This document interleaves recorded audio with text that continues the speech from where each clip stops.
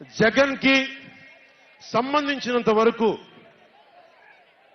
పవన్ కళ్యాణ్ అంటే 3 పెళ్లిళ్ళు 2 విడాకులు.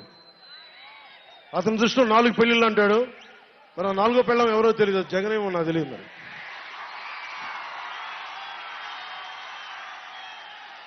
నాకు ఇదే విసుగొస్తుంది. జగన్ లేని 4వ పెళ్ళవుతే నువ్వేరా.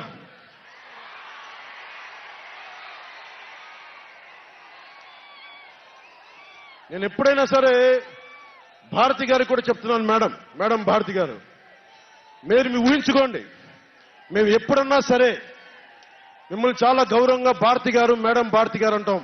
మీ ఆయన ఇంత నీచంగా ప్రవర్తించినా కానీ, చంద్రబాబు గారి సతీమణి కానీ, నియోజకవర్గంలో ప్రతి ఒక్కరిని ఇబ్బంది చేసినా కానీ, నా ఇంటి సతీమణి అన్నా కానీ పెళ్ళాలను సంబోధిస్తాడు. ఆ మాట మిమ్మల్ని అంటే ఎలా ఉంటుంది భారతి గారు? ఆలోచించండి ఒకసారి. నాకు తెలుగు వచ్చాడు, నేను పెద్ద ఇంగ్లీష్ మీడియం చదువుకున్న వ్యక్తిని కాదు, నాకు చాలా భాష వచ్చు, కానీ సంస్కారంగా ఉండదని మాట్లాడినంతే. జగన్, నీకు సంబంధించినంత వరకు నేను 3 పెళ్లిళ్ళు 2 విడాకులు. పవన్ కళ్యాణ్ అంటే జగన్ చెప్తున్నా విను. పవన్ కళ్యాణ్ అంటే ఆంధ్రప్రదేశ్ ప్రజల భవిష్యత్తు.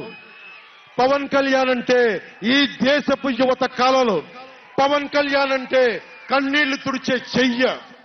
పవన్ కళ్యాణ్ అంటే అర్ధరాత్రి పరిగెత్తుకుంటా వచ్చి ప్రాణాపాయంలో ఉన్న 108 అంబులెన్స్.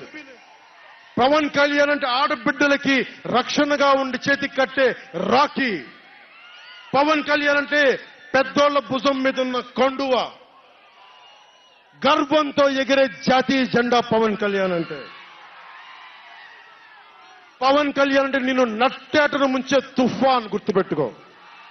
నిన్ను అధాపాతాళానికి తొక్కే వామనుడి పాదం పవన్ కళ్యాణ్ అంటే గుర్తుపెట్టుకో.